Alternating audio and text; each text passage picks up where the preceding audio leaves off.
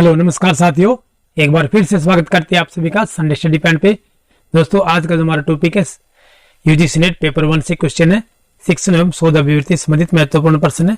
तो वीडियो को लाइक और शेयर कर दीजिए और चैनल पर नए हैं तो चैनल को सब्सक्राइब कर लीजिए और हमारी अन्य वीडियोज देखने के लिए नीचे डिस्क्रिप्शन में आपको लिंक मिल जाएगा या फिर आप चैनल के प्ले लिस्ट में जाकर वहां से हमारी अन्य वीडियोज देख सकते हैं जो आपकी परीक्षा के लिए बहुत ही महत्वपूर्ण है। वहाँ आपको 150 प्लस वीडियोज मिल जाएंगी, अन्य विषयों पर भी ये पेपर सेकंड हिंदी के भी वीडियोज मिल जाएंगी। तो चलिए दोस्तों आज के हमारे पहले प्रश्न चलते हैं हम। आज का हमारा पहला प्रश्न जो है विश्व स्तर पर प्रत्येक वर्ष ह्यूमन डेवलपमेंट रिपोर्ट का प्रकाशन किया जाता है। यूएनडीपी द्वारा, डब्ल्यूटीओ द्वारा, आईएमएफ द्वारा, विश्व बैंक द्वारा। में सही आंसर हमारा क्या हो जाएगा?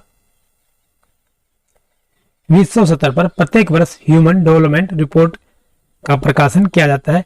तो यह किसके द्वारा किया जाता है? ऑप्शन नंबर ए हमारा बिल्कुल सी हो जाएगा।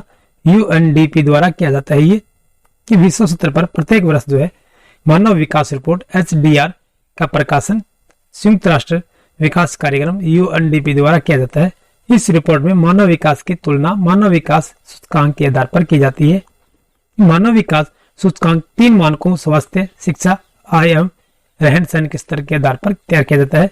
इस सूचकांक के लिए स्तर का आकलन जीवन प्रत्याशा के द्वारा शैक्षणिक स्तर को प्रौढ़ साक्षरता और प्राथमिक, द्वितीयक व तृतीयक स्तर पर पंजीकरण के आधार पर तौर पर रहन सहन स्तर का आकलन आय के स्तर व क्रय शक्ति क्षमता के आधार पर किया जाता है। तो दोस्तों ये इसकी व्याख्या थी। चलिए अगले प्रश्न चलते हैं हम। LAN इनके लैन संबोधित करता है। ये किसे संबोधित करता है ये LAN? Local and national, local area network, large area network या लाइव एरिया नेटवर्क। इसमें सही आंसर क्या हो जाएगा हमारा? लैन जो है किसे संबोधित करता है ये लोकल एरिया नेटवर्क को संबोधित करता है। ये लैन जो होता है ये एक ऐसा कंप्यूटर नेटवर्क है जो जैसे छोटे क्षेत्र जैसे घर या हो गया, ऑफिस हो गया, डिपार्टमेंट या इमारतों के समूह को कवर करता है। तो लोकल एरिया नेटवर्क के कंप्यूटर से एक दूसरे से केबल की सहायता से जुड़े होते हैं या बगैर, ठीक है, और एक ही छत के नीचे होते हैं। तो ताकि महंगे उपकरण जैसे लेजर प्रिंटर इत्यादि का संयुक्त रूप से इस्तेमाल किया जा सके, तो इसलिए लोकल एरिया नेटवर्क कहा जाता है लैन का। और ये आजकल बहुत ही चलता है। देखा आपने कि वाईफाई लगा लेते हैं, है ना, हॉटस्पॉट, तो उसके तहत ये कार्य करता है। छोटे से इसमें आप कितने भी कंप्यूटर एडजस्ट कर सकते हैं साथ में। चलिए अगला प्रश्न हमारा है सूचना एवं संचार प्रौद्योगिकी में सम्मिलित है। ऑनलाइन सीखना, एजुसेट के माध्यम से सीखना, वेब बेस्ड सीखना, ये सभी सूचना एवं संचार प्रौद्योगिकी में सम्मिलित है। इसमें क्या है? देखिए हमारा एक विषय भी है ये सूचना एवं संचार प्रौद्योगिकी। इस पर हमारी काफी वीडियोज अपलोड हो चुकी है। इसमें लगभग आपको 250 से 300 क्वेश्चन मिल जाएंगे। ये ऑप्शन नंबर डी जो हमारा बिल्कुल सी हो जाएगा आंसर। उपरोक्त सभी है ये ऑनलाइन सीखना होता है। सूचना एवं संचार प्रौद्योगिकी जिस पर हम आपको पढ़ा रहे हैं, ये एजुसेट के माध्यम से भी सीखना होता है, स्कूलों में लगा होता है। फिर वेब बेस्ड सीखना, जब आप कंप्यूटर बैठकर किसी भी प्रकार की वेब साइट खोल सकते हैं। चलिए अगले प्रश्न चलते हैं हम। निम्नलिखित में से कौन सा कथन हमारा सही है? ये मॉडेम एक सॉफ्टवेयर है। मॉडेम वोल्टेज का स्थिरीकरण करने में सहायता करता है। मॉडेम एक ऑपरेटिंग सिस्टम है। मॉडेम एनालॉग सिग्नल को डिजिटल सिग्नल में और इसके विपरीत बदलता है। इसमें सही आंसर क्या हो जाएगा? निम्नलिखित में से कौन सा कथन हमारा बिल्कुल सही है पूछा गया। मॉडेम एनालॉग सिग्नल को डिजिटल सिग्नल में और उसके विपरीत बदलता है। ऑप्शन नंबर डी जो हमारा बिल्कुल सही हो जाएगा। मॉडेम एक हार्डवेयर है, उपकरण है ये हार्डवेयर का। ये कंप्यूटर टेलीफोन लाइन के द्वारा दूसरे कंप्यूटर से जुड़ता है। इसके जरिए नेटवर्क इंटरनेट तक आसानी से पहुंचा जा सकता है। मॉडेम शब्द की उत्पत्ति जो अंग्रेजी के 2 शब्दों मॉड्यूलेट और डीमॉड्यूलेट से हुई है। जब डाटा एक कंप्यूटर से दूसरे कंप्यूटर पर भेजा जाता है तो सेंडर कंप्यूटर से डिजिटल डाटा को मॉडेम द्वारा एनालॉग द्वारा पुनः मॉडेम द्वारा एनालॉग से डिजिटल डाटा को परिवर्तित किया जाता है। इस प्रक्रिया को मॉड्यूलेट प्रक्रिया कहते हैं। चलिए अगले प्रश्न चलते हैं। निम्न में से ईमेल के URL का कौन सा प्रारूप उपयुक्त है? ईमेल के विषय में पूछा गया है। www नीचे डैश ला रखा है mail.com, www@mail.com, www@mail.com, www@mail.com।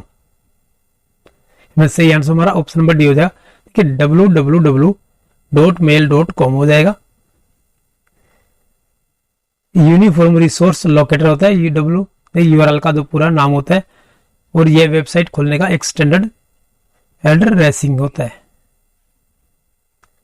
चलिए अगले प्रश्न चलते हैं हम। निम्न में से कंप्यूटर की उपयुक्त परिभाषा कौन सी है? कंप्यूटर एक मशीन है जो सूचना को संचारित कर सकता है। कंप्यूटर एक इलेक्ट्रॉनिक डिवाइस है जो गुणात्मक और संख्यात्मक जानकारी को संग्रहित, पुनः प्राप्त और तीव्र गति से सही संचारित कर सकता है।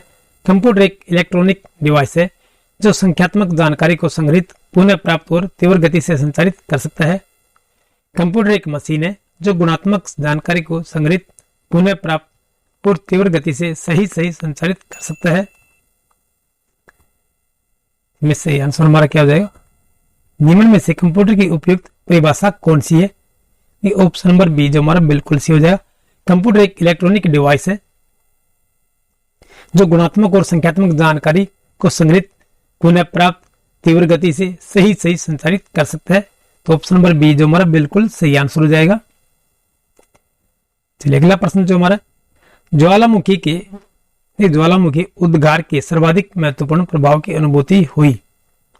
मौसम परिवर्तन के रूप में द्वीपों के धंसने से, वनस्पति के क्षेत्र में पशुओं का विलोप होने से ज्वालामुखी उद्गार के सर्वाधिक महत्वपूर्ण प्रभाव की अनुभूति हुई है। ये किससे हुई है? द्वीपों के धंसने से हुई है। ऑप्शन नंबर बी जो हमारा बिल्कुल सही हो जाएगा। देखिए समुद्र में छोटे छोटे द्वीप होते हैं, उनके धंसने से ये हुई है। चलिए अगला प्रश्न हमारा, महासागरीय जल में CO2 के सामान्यतः वांछित स्तर से अधिक अवशोषण तथा विघटन होने के साथ साथ देखिए तापमान में कमी होगी, खारेपन में बढ़ोतरी होगी, पादप प्लैंकटन में वृद्धि होगी, समुद्रिक स्तर में उत्थान होगा। इसमें सही आंसर हमारा क्या हो जाएगा? ये ऑप्शन नंबर सी जो हमारा बिल्कुल सही आंसर है, पादप प्लैंकटन में वृद्धि होगी। महासागरीय जल में CO2 के सामान्यतः वांछित स्तर से अधिक अवशोषण तथा विघटन होने के साथ पादप प्लैंकटन में वृद्धि हो जाएगी। चलिए अगले प्रश्न हमारा, कॉलम सेकंड को कॉलम फर्स्ट से सम्मिलित करने के लिए समुचित अनुक्रम में व्यवस्थित कीजिए तथा नीचे दिए गए कोड से सही उत्तर चुनिए। जल की गुणवत्ता pH मूल्य है। नीचे कोड भाषा दिया गया है। कॉलम फर्स्ट और कॉलम सेकंड को दिया गया है। न्यूटन जो होता है 7 का होता है, मामूली अमल देखिए 7 से कम होते हैं, फिर क्षार जो है देखिए 8 होता है, देखिए 7 से ज्यादा अधिक हुआ तो क्षारीय हो जाएगा, और हानिकारक जो है 7 से देखिए बिल्कुल कम ही है, देखिए आधा हो गया 4 हो जाएगा। तो इस प्रकार हमारा सही आंसर देखिए ऑप्शन नंबर सी हो जाए 2 1 4 3, देखिए 2 2 दे रखे हैं। इसमें देखिए तो शुद्ध जल को जो तटस्थ न्यूट्रल माना जाता है, और 250 पर शुद्ध जल का pH मान 7.0 के आसपास होता है। तो 7 से कम pH मान होगा तो उसका सॉल्यूशन देखिए अम्लीय कहा जाता है, और 7 से अधिक pH वाले सॉल्यूशन को क्षारीय कहा जाता है, और 7 से बहुत ही कम को हानिकारक के रूप में आ जाता है, जिसके प्रकार 4 है। चलिए अगला प्रश्न हमारा, विश्वविद्यालय अनुदान आयोग का गठन निम्न में से किस आयोग की सिफारिश पर किया गया था? डॉक्टर सर्वपल्ली राधाकृष्णन आयोग, मुदालियर आयोग, सार्जेंट आयोग या कोठारी आयोग? इसमें सही आंसर क्या हो जाएगा? विश्वविद्यालय अनुदान आयोग का गठन निम्न में से किस आयोग की सिफारिश पर किया गया था? ये डॉक्टर सर्वपल्ली राधाकृष्णन आयोग के द्वारा सिफारिश पर किया गया था, यूजीसी जिसे विश्वविद्यालय अनुदान आयोग कहा जाता है। चलिए अगला प्रश्न हमारा, भारत के ईंधन स्रोतों से प्रदूषकों का सर्वाधिक उत्सर्जन होता है? कोयले द्वारा, जलावन द्वारा, कचरा जलाने से, वनस्पति अपशिष्ट उत्पाद द्वारा? ये ऑप्शन नंबर ए जो हमारा बिल्कुल सही आंसर हो जाए, कोयले द्वारा होता है सर्वाधिक। लेकिन भारत के ईंधन स्रोतों से प्रदूषकों का जो सर्वाधिक उत्सर्जन होता है वो कोयले द्वारा होता है। नहीं, कोयले पर आधारित जो ताप बिजली घरों से सर्वाधिक प्रदूषण होता है। ताप बिजली घरों से निकलने वाली carbon dioxide, sulphur dioxide, nitrogen oxide, राख ये फ्लाइस कहते हैं, काली खादी वायुमंडल में अत्यधिक प्रदूषण फैलाते हैं। तो उद्योगों को चिमनियों से निकलने वाले विभिन्न गैसें carbon dioxide, carbon monoxide, sulphur dioxide आदि हाइड्रोकार्बन धूल के कण, वाष्प कणिकाएं तथा धुआं आदि वायु प्रदूषण के प्रमुख कारक हैं। ये ऑप्शन नंबर ए हमारा जो बिल्कुल सही आंसर हो जाएगा। चलिए अगला प्रश्न जो हमारा, नगरीकरण प्रक्रिया के कारण रात्रि में नगरों में वायु ग्रामीण क्षेत्रों की अपेक्षा तीव्रतर रहती है, ग्रामीण क्षेत्रों की अपेक्षा धीमी रहती है, ग्रामीण क्षेत्रों जैसी ही रहती है, ग्रामीण क्षेत्रों की अपेक्षा ठंडी रहती है। वैसे ये आंसर क्या हो जाएगा? नगरीकरण प्रक्रिया के कारण रात्रि में नगरों में वायु कैसी होती है? तो ग्रामीण क्षेत्रों की अपेक्षा धीमी रहती है। ऑप्शन नंबर बी जो हमारा बिल्कुल सही आंसर हो जाएगा। निम्नलिखित में से भारतीय संविधान का कौन सा एक अनुच्छेद अल्पसंख्यकों को अपनी रुचि की शिक्षण संस्थाओं को स्थापित एवं संचालित करने के अधिकार को संरक्षण प्रदान करता है? अनुच्छेद 19, अनुच्छेद 29, अनुच्छेद 20, अनुच्छेद 31। इनमें से आंसर क्या हो जाएगा?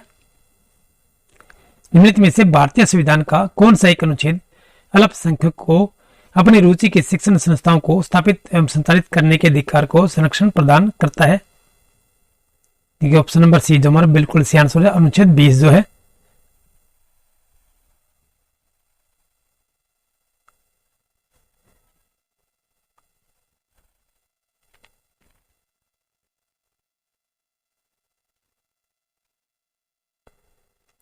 राष्ट्रपति और उपराष्ट्रपति के चुनावों से संबंधित विवादों का निपटारा किया जाता है भारत के निर्वाचन आयोग द्वारा, संसद की संयुक्त समिति द्वारा, भारत के उच्चतम न्यायालय द्वारा, केंद्रीय चुनाव अधिकरण द्वारा। में से आंसर क्या जाएगा? राष्ट्रपति और उपराष्ट्रपति के चुनावों से संबंधित विवादों का निपटारा किया जाता है, कहाँ किया जाता है? भारत के उच्चतम न्यायालय द्वारा किया जाता है। ये ऑप्शन नंबर सी जो हमारा बिल्कुल सही आंसर हो जाएगा। अनुच्छेद 7 के अनुसार राष्ट्रपति के चुनाव से संबंधित विवाद का विनिश्चय उच्चतम न्यायालय द्वारा किया जाएगा। इसी तरह अनुच्छेद 71 के अनुसार उपराष्ट्रपति के निर्वाचन से संबंधित किसी विवाद का निर्णय उच्चतम न्यायालय निर्वाचन को अवैध घोषित किया जाता है तो पद पर रहते हुए द्वारा किया जाएगा। यदि निर्वाचित राष्ट्रपति या उपराष्ट्रपति के पद ग्रहण करने के बाद उच्चतम न्यायालय द्वारा राष्ट्रपति या उपराष्ट्रपति के द्वारा किए गए कार्य को अवैध नहीं माना जाएगा। चलिए अगला प्रश्न हमारा, नए चयनित आईएएस प्रोबेशनर्स को आधारभूत प्रशिक्षण दिया जाता है Indian Institute of Public Administration द्वारा, Administrative Staff College of India द्वारा, LBS National Academy of Administration द्वारा, सेंटर फॉर एडवांस स्टडीज द्वारा। इसमें सही आंसर क्या हो जाएगा? इसमें सही आंसर हमारा ऑप्शन नंबर सी हो जाएगा। LBS National Academy of Administration द्वारा किया जाता है। ये नए चयनित आईएएस या प्रोबेशनर्स को आधारभूत प्रशिक्षण Lal Bahadur Shastri National Academy of Administration Mussoorie द्वारा दिया जाता है। ऑप्शन नंबर सी जो हमारा बिल्कुल सही हो जाएगा कि Lal Bahadur Shastri National Academy of Administration, याद रखिएगा। चलिए अगला प्रश्न जो हमारा, सूचीबद्ध संस्थाएं को सूचित सेकंड कार्यों से मिलित करते हुए नीचे दिए गए कोड का प्रयोग कर सही उत्तर दें। ये ऑप्शन नंबर देखिए इसमें बी हो जाएगा हमारा 2 4 1 3, 2 4 1 3 हमारा सही आंसर हो जाएगा। ये संसद जो है बजट का अधिनियम, C&AG ये व्यय की वैधता, वित्त मंत्रालय ये बजट का निरूपण करेगा, फिर व्यवकारी विभाग बजट का निष्पादन करेगा। 2 4 1 3 हो जाए। देखिए संसद जो है बजट का अधिनियम, C&AG बजट देखिए व्यय का वैधता, वित्त मंत्रालय जो बजट का निरूपण करेगा, व्ययकारी विभाग जो है बजट का निष्पादन करेगा। तो दोस्तों ये हमारे 50 क्वेश्चन हो गए हैं पूरे। तो वीडियो को लाइक और शेयर कर दीजिए। जो आपके दिसंबर 2006 में पूछा गया पूरा प्रश्न पत्र था ये। तो वीडियो को लाइक और शेयर कर दीजिए। चैनल पर नहीं है तो चैनल को सब्सक्राइब कर लीजिए। फिर मिलते हैं अगले नेक्स्ट वीडियो में। तब तक के लिए जय हिंद।